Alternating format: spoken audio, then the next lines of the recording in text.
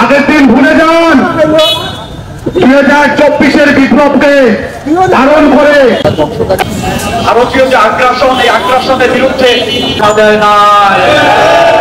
কাছ থেকে আমরা চাইলে গিয়ে আমাদের বাংলাদেশের রংপুর অঞ্চলের বৃহত্তর রংপুরের অবসরপ্রাপ্ত সশস্ত্র বাহিনীর সদস্যরা আমরা আজকে উদ্যোগ নিয়েছি। সেটা হলো ভারতীয় আগ্রাসন নীতির বিরুদ্ধে আমরা জাতীয় ঐক্যমত গঠনের লক্ষ্যেই আজকে আমরা উদ্যোগ নিয়েছি। বাঙালি হলো বীরের জাতি। বাংলাদেশ যখন স্বাধীন হয়েছে 1971 সালে, সবাই জানে, পুরা পৃথিবী জানে বাংলাদেশ বীরের জাতি। তাই বাংলাদেশ কখনো অন্যায় অত্যাচার করে না এবং অন্যায় অত্যাচার করতে দেয় না। বাংলাদেশের মেহনতি যত জনতা, যত ছাত্র, যত রাজনৈতিক দল সবাই এক হয়ে আমরা তাদেরকে ধিক্কার জানাচ্ছি, আমরা তাদেরকে প্রতিবাদ জানাচ্ছি যে বাঙালিদের কাছে আপনাদের কোনো প্রকার অন্যায় অত্যাচার জুলুম এই সমস্ত করতে আপনারা পারবেন না।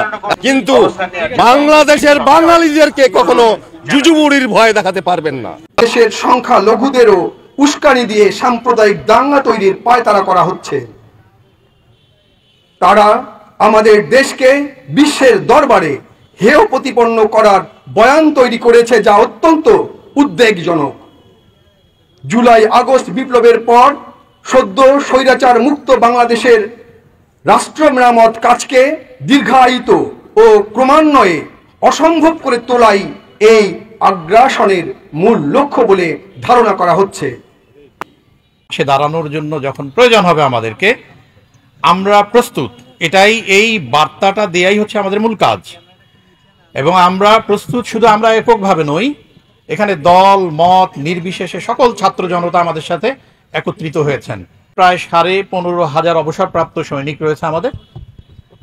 এটা তারাই তাদের নিজের গরজ থেকে তারা সামনে চলে এসছেন এবং এসে সেটারই আজকে প্রতিফলন। প্রাপ্ত সামরিক বাহিনীর সদস্যরাও যে আমরা পাশে আছি, আমরা সেটাই জানান দেয়ার। অবশ্যই এককভাবে আমাদের কোনো প্রোগ্রাম বাস্তবায়নের তো ক্ষমতা নেই, এটা অবশ্যই রাষ্ট্রের সাথে সঙ্গতিপূর্ণ হতে হবে। আমরা দেশকে আপনি শক্তিশালী করুন।